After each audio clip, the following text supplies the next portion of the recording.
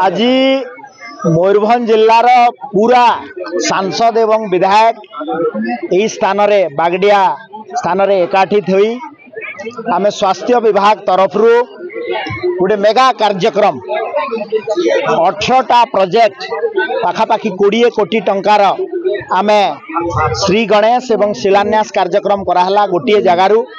एवं मयूरभंज जिले में आमर आरोग्य मंदिर नुआ पीएससी आरोग्य मंदिर नुआ सीएससी तार जो श्री गणेश कार्यक्रम रे लोके केमती स्वास्थ्य सेवा रे भल स्वास्थ्य सेवा पाई पारिबे ता पई ये कार्यक्रम एवं आज एरा श्री गणेश एवं शिलान्यास कौन कहबा हॉस्पिटल डॉक्टर नहांती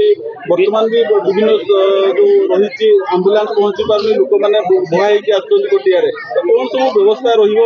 जेहेतु मयूरभंज जिला गोटे आदिवासी अभिमुख जिला कौन सब विशेषकर स्वास्थ्य व्यवस्था आप देखो मयूरभंज जिला निश्चित भाव में गोटे बड़ जिला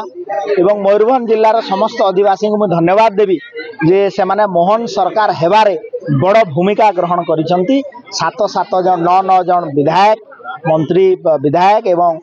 3 जन 4 जन सांसद मध्य देइसंती एवं जो समस्या गुड़िक कहले ये समस्या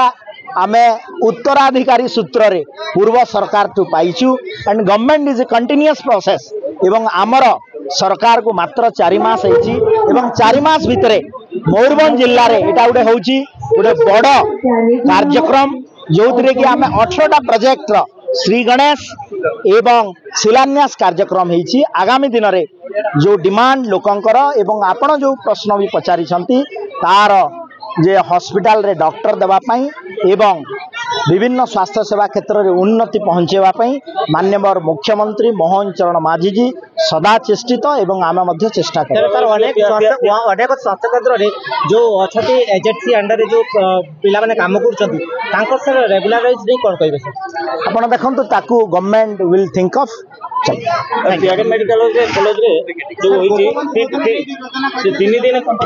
दिन बालिका मेडिकल बेले 3 दिन Cuttack Bhubaneswar clinic will inquiry into the matter BJP सरकार नथिला विरोधी भाग रे पिला चुक्ति